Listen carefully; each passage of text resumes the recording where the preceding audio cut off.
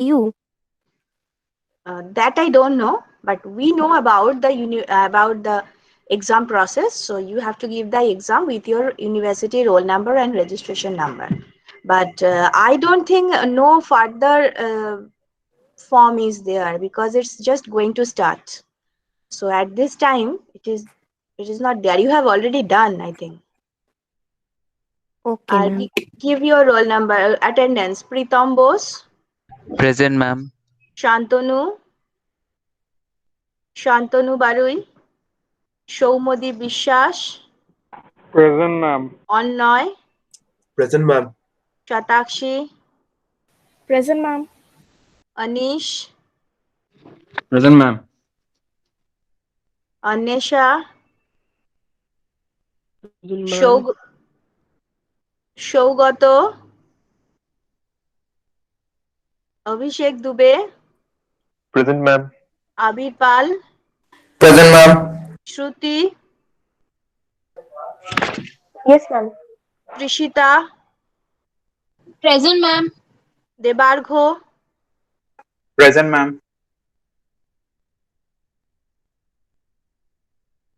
অনুরূপ,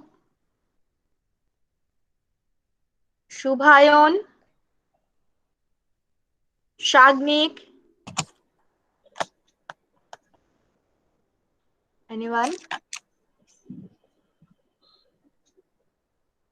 Sourodip, লাহের, Present, ma'am. Present, ma'am. who? Ma'am, Shourodeep. Ma'am, Leher also present. Okay. Sutapa, Present, ma'am. Shivani, Present, ma'am. okay, ত্রিশিতা, Present, ma'am. Ankita, Present, ma'am. Ankita Haldar, Yes, ma'am. Ankush, Ankush, Present, ma'am. Debesh, Present, ma'am. Ankita, Present, ma'am. Sayanti, Present, ma'am. দীৎসা, Present, ma'am. চয়ন, Aniruddha, Present, ma'am. Aniruddha, right? Yes, ma'am. যুক্তা, Present, ma'am. Sayan, Tanima, Srija, Present, ma'am. Souvik, Present, ma'am. Ratnadeep, okay, Ratnadeep, Present, ma'am. Manjira, Present, ma'am. Rohan, Dipak, Rohan, are you present? Ma'am, which Rohan, ma'am? Rohan Grade 2 Shaha. Rohan. I don't know about him, ma'am. Okay. Annesha Boiragi, Supriyo,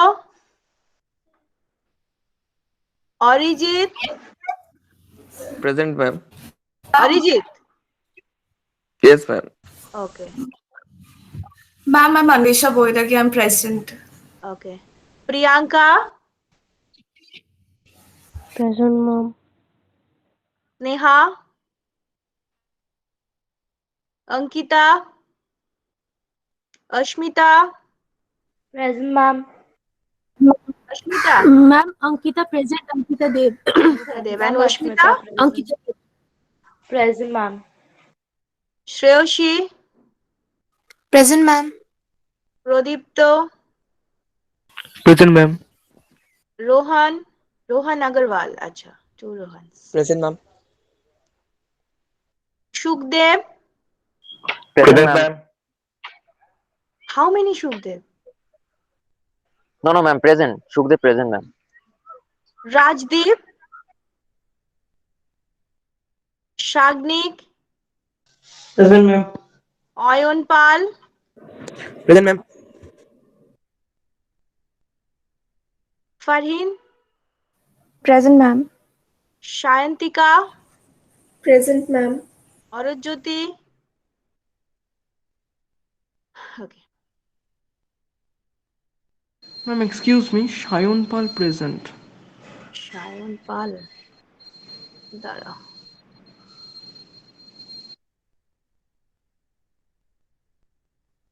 Okay.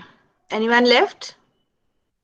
Ma'am, I'm Sagnik Bani. I'm Sanik Das. I thought you marked me absent. Shagnik Dash. Shagnik Dash. Yes. Okay. Anyone else? I mean, mark me Sagnik present. Bani.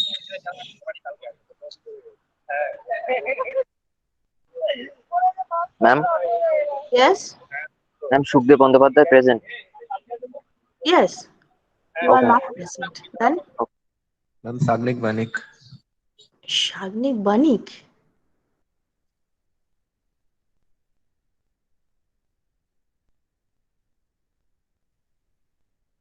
This title is there. Remember? No? No? No such Shagnik Bonik?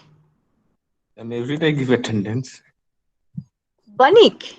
Yes, ma'am.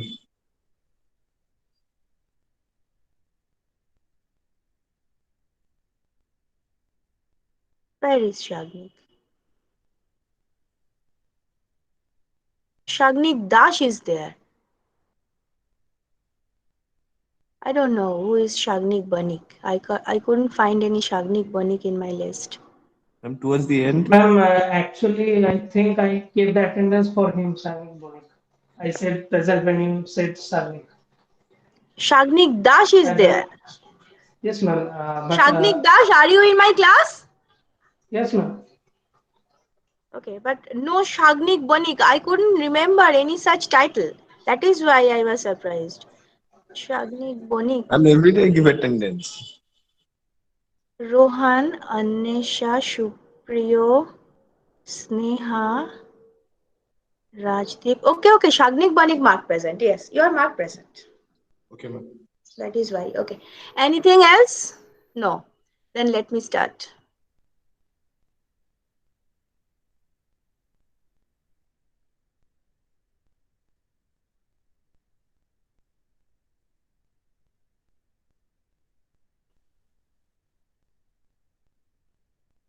Look, this is the decomposition of price effect into income and substitution effect for the normal good.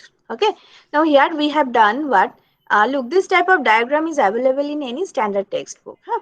So what I have done here? Just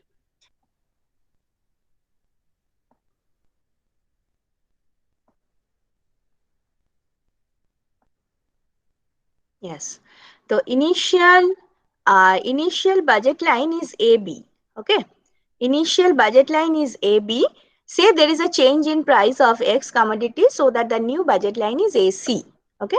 So given that initial budget line, your equilibrium was E1. And at the new budget line AC, your equilibrium is E2. Okay. So consumption of X is increasing from Q1 to Q2, no issue. But the thing is that the shift from E1 to E2 is called the price effect. Okay. Why it is called price effect? Because this is because of the change in price of a commodity. Okay. You can shift from E1 to E2. Why? Because there is a change in price of the commodity. So this is called price effect. Now that you can decompose into income and substitution effect. So how? To do that, what I am doing, I am just drawing another budget line which is parallel to AC. Okay.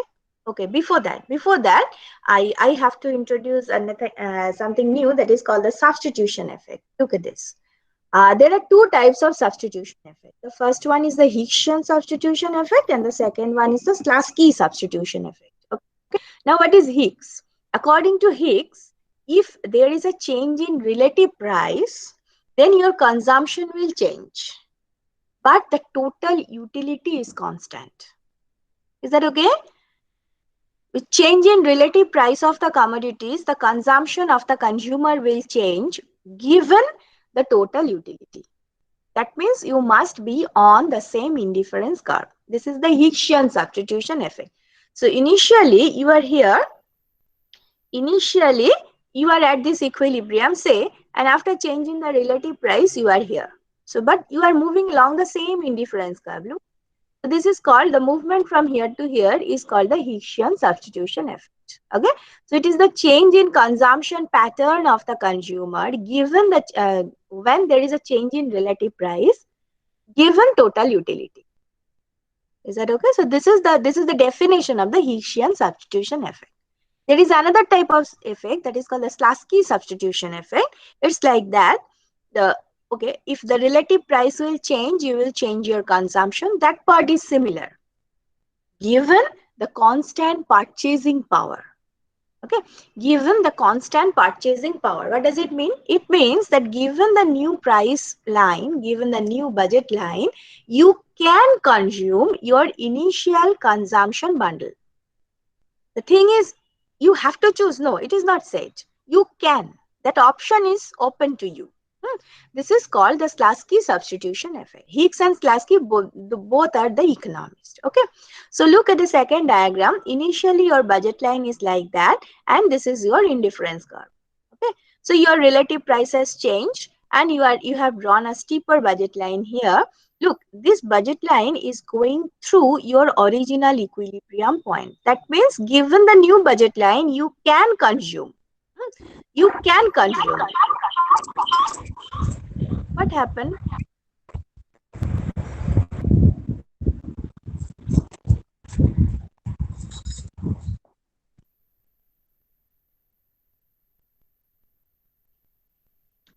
So this is the thing. Okay.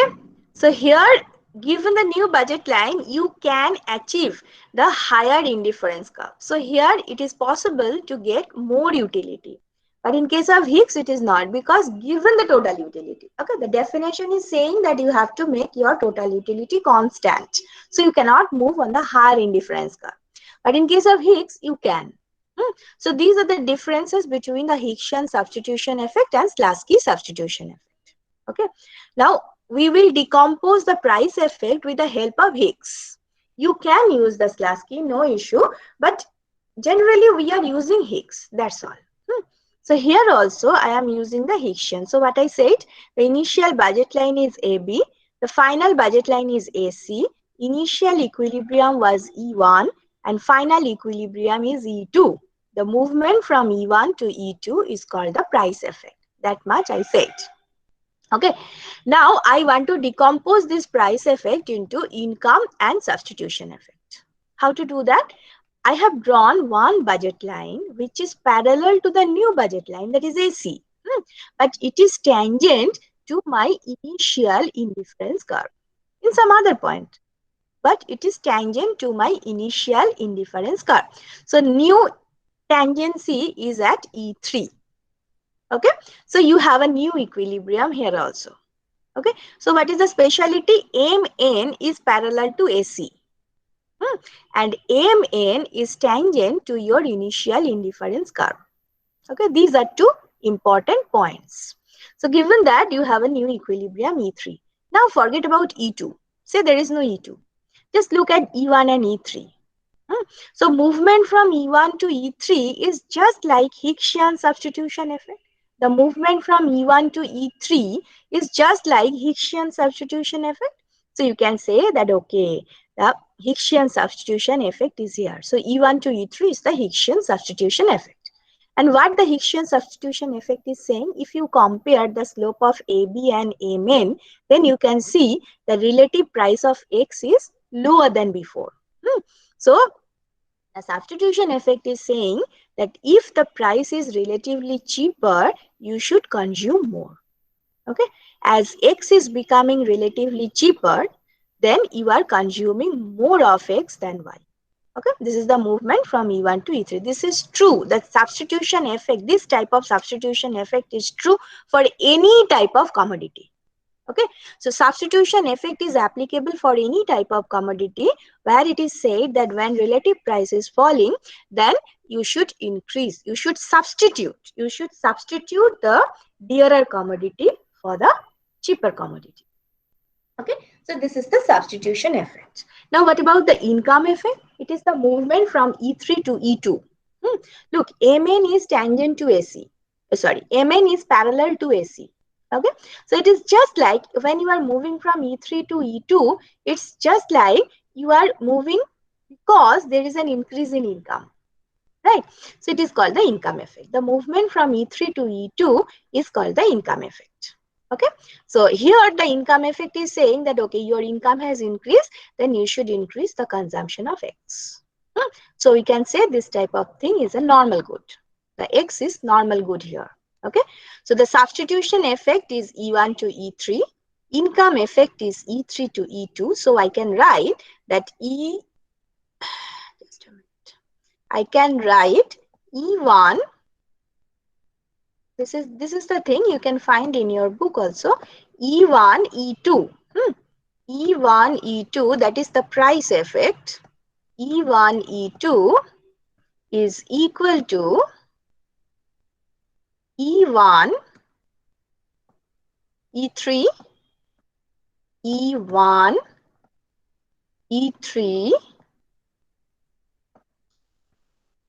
E1, E3 plus E3, E3, E2, right? So you can write it. So this is the price effect is equal to income effect plus substitution effect. This is how you can analyze. So here it is the normal good. It is written in the heading. It is the normal good. So the substitution effect is asking you to increase the consumption of X. Income effect is also asking you to increase the consumption of X. Okay. The sum total is showing that consumption of X has increased. So this is the decomposition for the normal good. Now, what about the inferior good? Yes, any question? Ma'am. But make it fast, huh? Ma'am, please repeat the income effect once more. Income effect is the movement from E3 to E2. Okay. Now, MN is parallel to AC. So when you are moving from E3 to E2, that means your income has increased. It's just like income increase effect. So that is why this is called the income effect. Okay. And here, as your income is increasing and commodity X is assumed as a normal good, the income effect is telling you to increase the consumption of X. Okay. So substitution effect is increasing X consumption. Income effect is also increasing the X consumption. So price effect is showing the effect. That is the increase in X consumption when price of X is falling. Done? And ma'am, what about the consumption of the other good? Will it increase or decrease? That is not important here. We are only concerned about X. Okay. We are assuming one commodity as a normal good. We are not concerned about Y. Now look at the next diagram. In the next diagram, we have done the same thing. We have done the same thing with the assumption that commodity X is the inferior good. Okay. We are not concerned about the normal good here. Then what happened? Look, again, A, B, A, C, M, N, everything is same. Everything is same. Equilibrium points are also named same as before. But the only difference is here E2, here E2 is just in between E1 and E3. Look, E2, that equilibrium is just in between E1 and E3. That is the difference. Look, here E3 is to the right of E2 is the right of E3, but here E2 is to the left of E3. That is the only difference. So again, the substitution effect, look at the movement from E1 to E3. So the thing is same. The movement from E1 to E2 is the price effect. Okay. The movement from E1 to E2 is the price effect, and price effect is telling you that when price of X is falling, you should increase consumption of X. So very fine, there is law of demand. Price of X is falling, you should increase consumption of X. So price effect is following the law of demand. But what about the decomposition part? In the decomposition section, E1 to E3, that is the substitution effect is, as I said, substitution effect is always same. The substitution effect is always telling you that, okay, when the relative price of X is cheap, then you should go for X consumption. So it is increasing your X consumption. Substitution effect is increasing your X consumption. But as X is assumed as the inferior good, you know, for inferior good, income effect is negative. That is the definition of the inferior good. And that is what happened here. The movement from E3 to E2, movement from E3 to E2 is showing that income is increased, but you have reduced consumption of X. Okay, so that is why E2 is to the left of E3. So this is the negative income effect, as it is assumed as the inferior good. Okay, but look, the substitution effect is this much and income effect is this much. If you go to the horizontal axis, this is the substitution effect. So substitution effect is increasing X consumption. Income effect is this much, it is reducing X consumption. So from the diagram, it is quite clear that substitution effect is stronger than income effect in case of inferior good, and that is why finally consumption of X has increased and there is law of demand. And that is what I said repeatedly, that for inferior good there is no violation of law of demand. Law of demand is there. Inferior is something related with your income only. Okay, so here it is. All other things are same, only the position of E2 has changed. Now look at the last. It is the Giffen good. Just a minute. This is the Giffen good.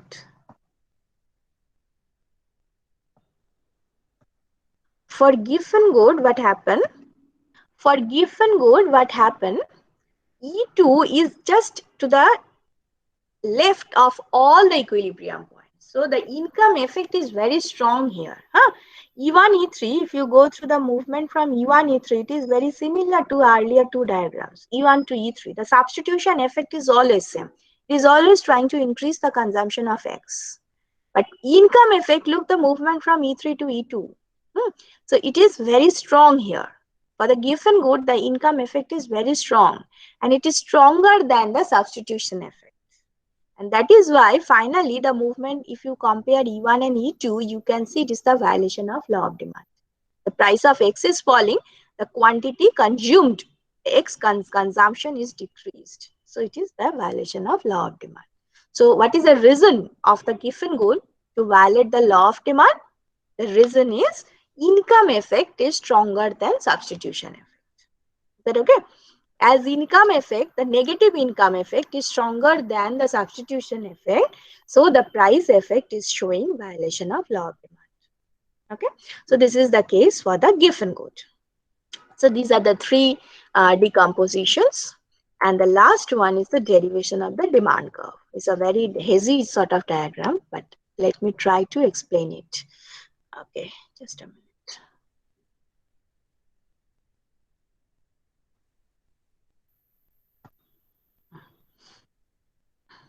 Now look, your initial equilibrium is E1, just like before. All things are same. Look, it's a normal good. We are going to derive the demand curve for the normal good. So everything is same. E1 is here, E2 is here, E3 is, E1 is here, E2 is here, E3 is here, just like all other diagrams for the normal good. This thing, E1, E3, E2, these are there. These are there as before. E1, E3, E2. With that, additional thing is the Slasky. As I said, Slasky is showing the constant purchasing power. So that is why the new budget line, which is MN actually, here it is M dash N dash, it is parallel to AC, but it is going through E1. That is you can purchase at E1. It is not say that you have to purchase E1. No, you can purchase. The option is open to you. Okay, so that is why this budget line is going through E1 and your equilibrium is definitely not E1 here, it is E4. So you have E1, you have E2, you have E3 and you have E4. Okay, so 4 points are there. Then how to do it? First of all, you have to drop a line from E1 because this is the starting point for all the situations. Okay, so we are dropping this. Now for this thing, there is a price of X. Say this is the price of X, initial price of X. Okay, this is on the vertical axis and on the horizontal axis, the quantity of X. Okay, so this is the quantity. So if I drop the line, we can find the quantity of X and this is the price. Now for the final, look the final thing. If I drop a line from E2, okay, and now look, here price falls, right? Why I am doing everything?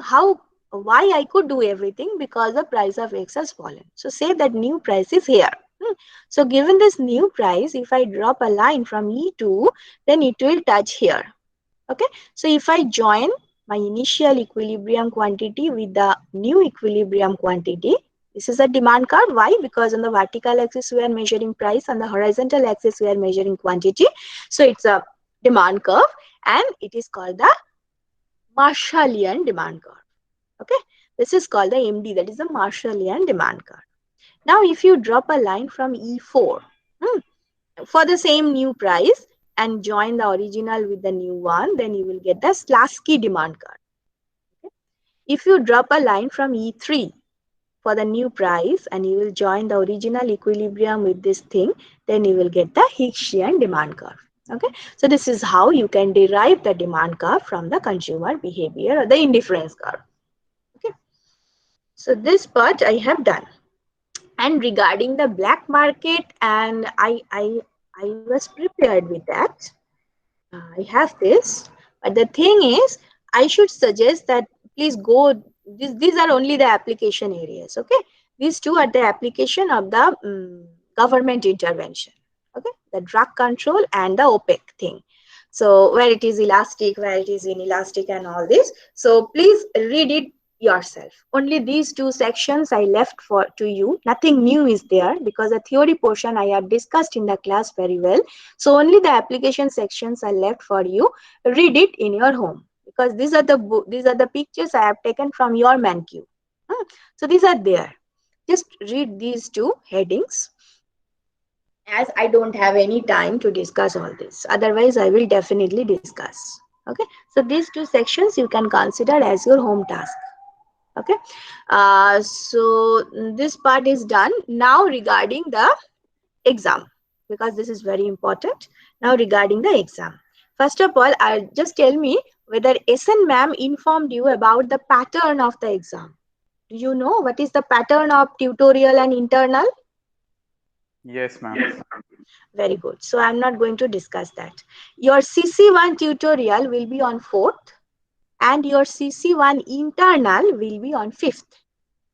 Okay. So 5th, 10 o'clock. And for 4th, a tutorial, you know that for tutorial, you have to present. Tutorial, you have to present. Generally, the thing when it was offline, then students are using the whiteboard. They are drawing their topic. I was very much sincere about that. There was a lottery. Some cheats are there. They have chosen one topic and that is their topic for the tutorial. This is how I did. But here it is not possible to distribute cheat among yourself. So that is why I'm not doing this. I'm just trying to make the thing simple. Just a minute.